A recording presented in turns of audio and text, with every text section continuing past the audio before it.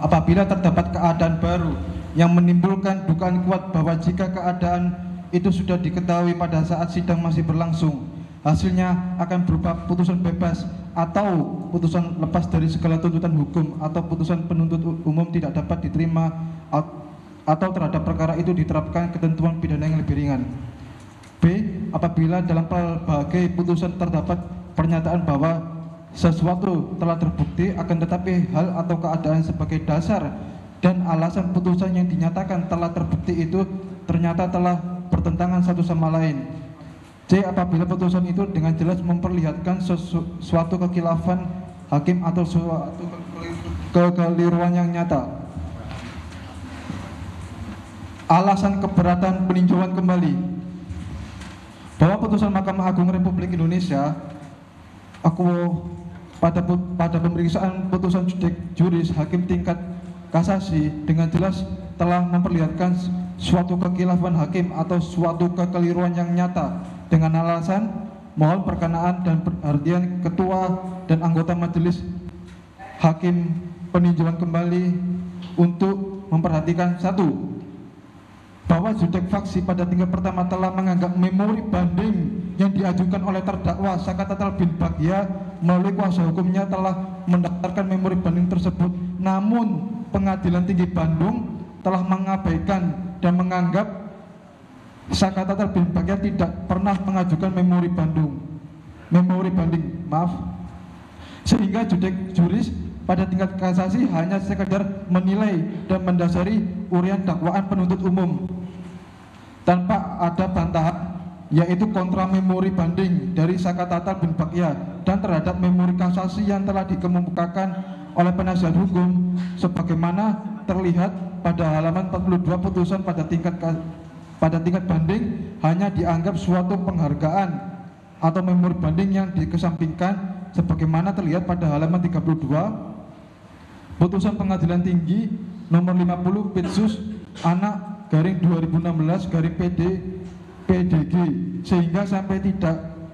diakuinya pengajuan memori banding akhirnya tidak dijadikan dasar pertimbangan bagi hakim tunggal di Pengadilan Tinggi merupakan bentuk kekeliruan yang jelas nyata sehingga berdampak pada hancurnya masa depan seorang anak yang diyakini tidak terlibat dalam perkara ini. Dua,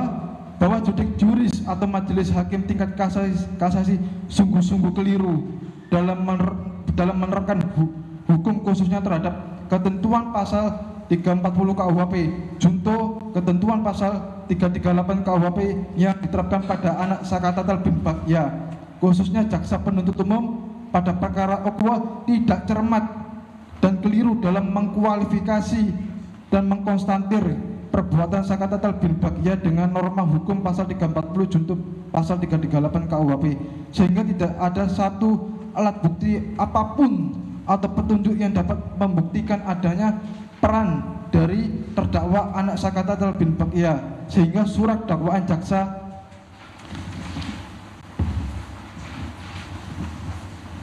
penuntut umum tidak terbukti secara sah dan meyakinkan jika Sakatatal bin Bagya ikut bersama-sama melakukan pembunuhan berencana.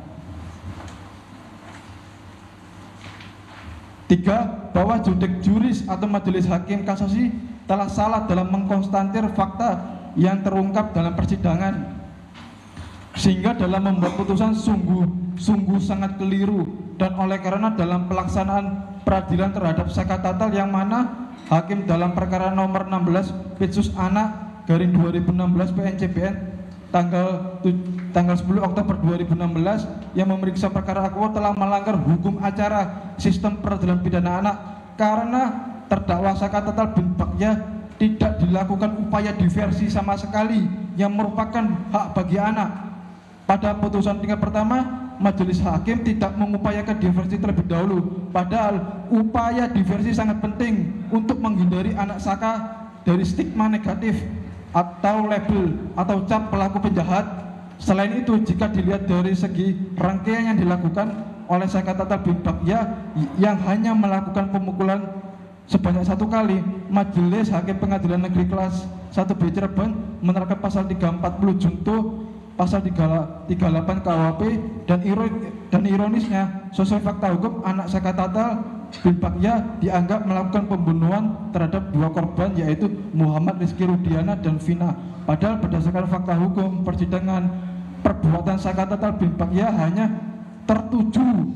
kepada Muhammad Rizky Rudiana, bukan sama sekali kepada Vina, sehingga surat dakwaan jaksa penuntut umum yang menggunakan ketentuan pasal 340 junto pasal 338 KUHP telah memberatkan Sekatatal.